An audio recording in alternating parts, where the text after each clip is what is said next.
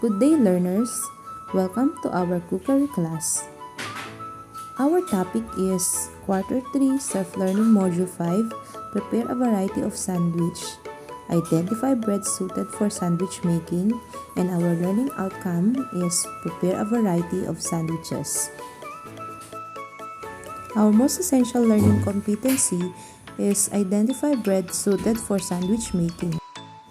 At the end of the lesson, you are expected to identify the types of bread, discuss the kind of bread suited for sandwich making, and appreciate the value of using the right bread for sandwiches. Before we go further to the topic, let's have a review first of the previous lesson.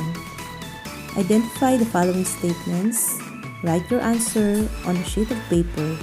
Number 1, it is a part of sandwich upon which the ingredients are placed, consists of some form of bread or dough produced that is whole or sliced. Number 2, it acts as the protective layer between the filling and the structure, preventing the filling from softening or wetting the bread. Number 3, it is meant to bind the sandwich, providing an improvement of both flavor and texture. 4, it consists of one or more ingredients that are stuck, layered or folded within or on the structure to form the sandwich. 5, it is meant to bind the sandwich, providing an improvement of both flavor and texture.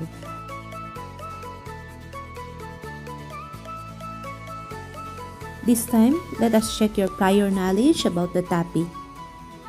You're going to read and understand the questions carefully and choose the letter that corresponds to the correct answer. Number 1, these are long rectangular loaves that provide square slices. A. Whole wheat bread. B. Rye bread. C. White bread. D. French and Italian bread. Number 2. These are made from flattened, often unleavened breads. A. Wraps. B. Rye bread. C. White bread. D. Flat breads. 3. These breads are raised by chemical action of baking powder or baking soda like biscuits, banana bread, carrot bread, and generally more tender and crumbly than yeast bread. A. Sandwich wraps. B. Whole wheat bread. C. Quick breads. D. French and Italian bread. Number 4. It's a quart of flour, which are unleavened round cornmeal breads and baked on a hot stone. A. Tortillas. B. Flat breads. C. Rye bread. D. White breads. 5. It is a small and rectangular bread that when softened in water can be rolled around a stuffing to make a pinwheel-shaped sandwich. A. Quick breads. B. Lavash. C. Tortillas. D. French and Italian bread. Let us now proceed to our lesson. Identify bread suited for sandwich making. Types of bread. Are you familiar with the different types of bread? We have yeast bread. When we say yeast bread, it is a loaf bread which is the most commonly used bread for sandwiches. Examples of yeast bread. 1 is white bread. These are mostly square slices of long rectangular loaf bread. It is one of the most versatile sandwich breads that comes in different flavors and goes well with anything and toast. Another example of yeast bread. Whole wheat bread is a classic bread for sandwiches. It is nutritionally superior to white bread, tastes better and have more interesting textures, slightly more compact and brownish in color.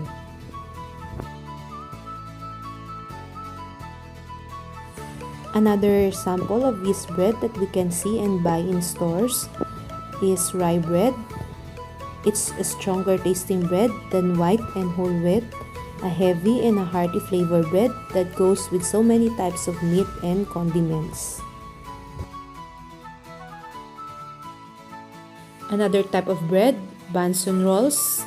Examples: 1. Sandwich rolls. They are come in all sizes, shapes, and textures. The softest are hamburger buns and hot dog rolls. Another example, French and Italian bread. Rolls including sourdough and ciabatta, split horizontally. It works well for grilled sandwiches.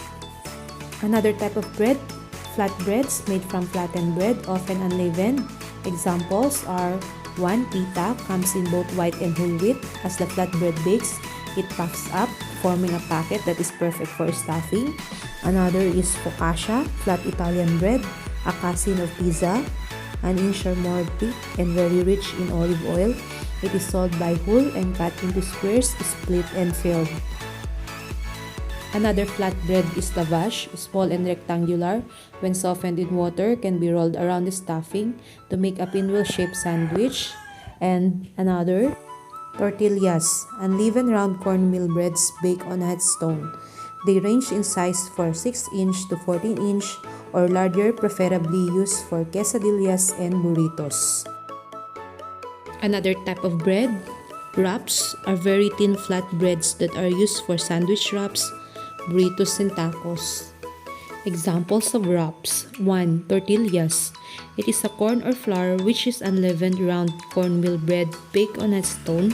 It varies in size from 6 inches to 14 inches or larger, preferably used for burritos and quesadillas.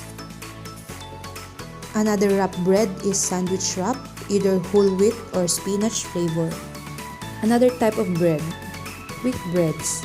These breads are raised by chemical action of baking powder or baking soda like biscuits, banana bread, carrot bread, and generally more tender and crumbly than yeast bread. It is used for sweeter tasting sandwiches and are best for tea sandwiches. These quick breads are mostly available in bakeries. Those are the different types of bread. We have the yeast bread, the buns and rolls, the flatbreads, wraps, and quick breads. Now let us check your understanding and listening skills. Let's have your activities. For your first activity, you're going to rearrange the jumbled letters in parentheses to form the answer. Write your answer on the space before the number. Number 1. They range in size from 6-inch to 14-inch or larger, preferably used for quesadillas and burritos. Number 2. It is stronger tasting bread than white and whole wheat. Number 3. This bread is raised by chemical action of baking powder or baking soda. Number 4. These are very thin, flat breads that are used for sandwich wraps, burritos, and tacos. 5. It is a small and rectangular bread that when softened in water can be rolled around the stuffing to make a pinwheel-shaped sandwich. You can pause the video so you have time to answer your activity. After identifying the bread suited for each type of sandwich, please provide the necessary in table with your insight for each category. Letter A. Give the example of thick breads. B. Give the example of flat breads. C. Give the examples of yeast bread. And letter D. Give the types of bread. For your post-test, read and understand the statement carefully and give the correct answer in the space provided before the number. Number 1. It comes in both white and whole wheat. As the flatbread bakes, it puffs up, forming a packet that is perfect for stuffing. Number 2. It is a flat Italian bread, a cousin of pizza, an inch or thicker and very rich in olive oil. It is sold by whole and cut into squares, split and filled. What is that? Number 3. Rolls including sourdough and ciabatta, split horizontally. It works well for grilled sandwiches. Number 4. It comes in all sizes, shapes, and textures. The softest include hamburger buns and hot dog rolls. 5. It is a classic bread for sandwiches. It is nutritionally superior to white bread, tastes better, and have more interesting textures, slightly more compact and brownish in color. After your post-test, let's find out what you have learned in this lesson. Answer this reflection in your activity notebook or paper. That ends our lesson for today. I hope you listened and learned something. Thank you until our next video lesson.